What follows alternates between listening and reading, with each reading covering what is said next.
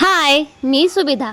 सकाळी लवकरच स्मरणी, मी आणि श्लोक आम्ही तिघजण बसनी जायला निघालो अलिबागला.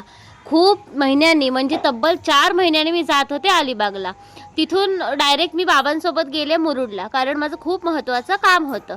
येताना सुंदर अशा काशीच्या समुद्र किनाऱ्यावरून आम्ही घरी परतलो. घरी येताना रस्त्यामध्ये ताडगोळे विकताना दिसले आणि ते ताडगोळे घेतल्याशिवाय आम्ही कसे घरी येऊ शकतो, म्हणून ताजे ताजे असे तिथून आम्ही ताडगोळे खरेदी केले.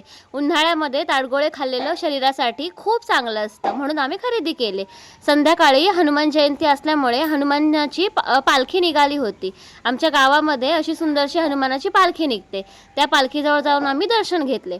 गावात असलेल्या हनुमानाच्या मंदिरामध्ये सुद्धा जाऊन आम्ही हनुमानाचे दर्शन घेतले.